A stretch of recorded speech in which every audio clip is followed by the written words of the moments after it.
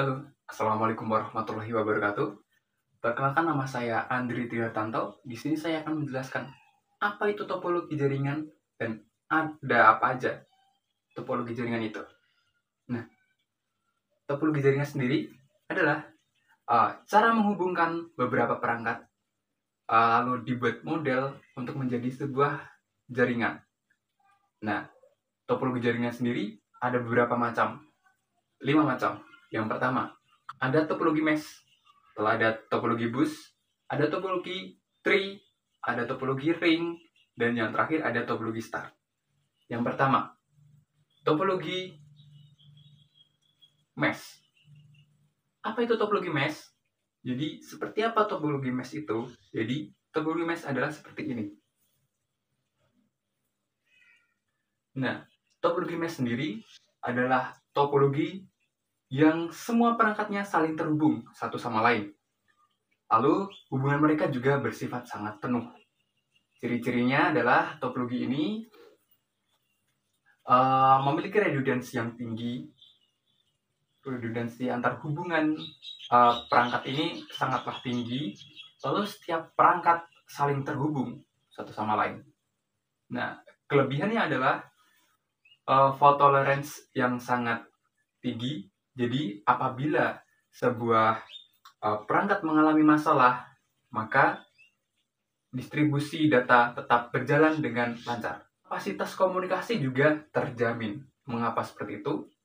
Karena setiap perangkat saling terhubung, maka sumber source juga semakin banyak.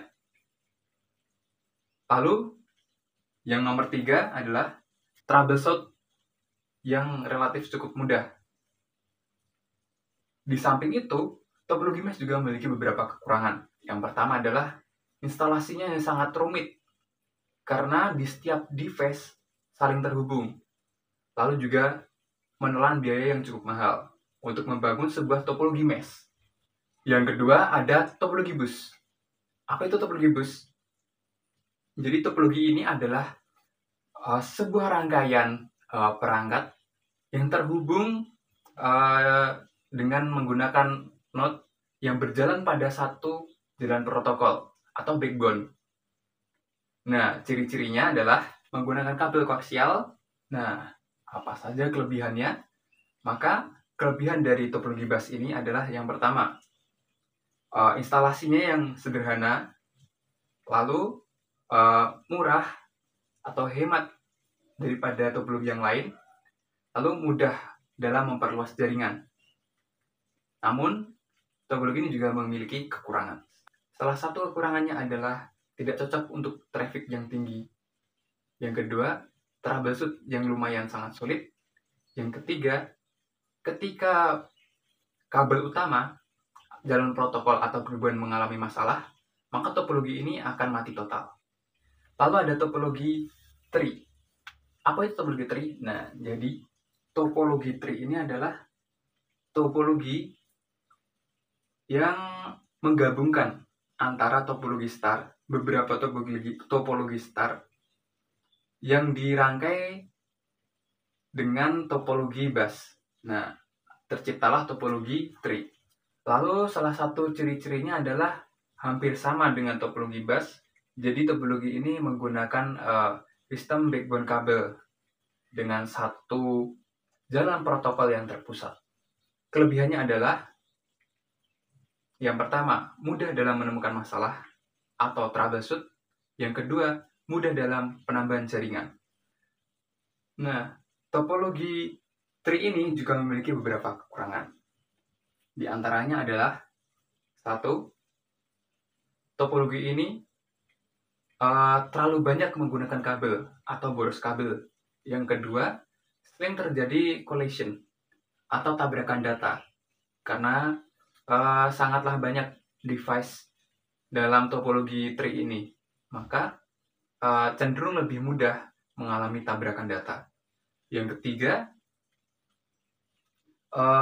ketika mengalami gangguan pada topologi yang bagian atas atau device bagian atas, maka akan mengganggu jaringan atau distribusi data pada device-device di bawahnya.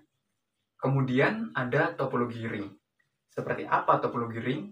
Nah, jadi topologi ini adalah topologi dengan menghubungkan semua perangkat dan membentuk sebuah cincin. Nah, topologi ini adalah topologi yang datanya bergerak satu arah. Karena dia berbentuk lingkaran, maka data tersebut mengalir antara ke kanan atau ke kiri.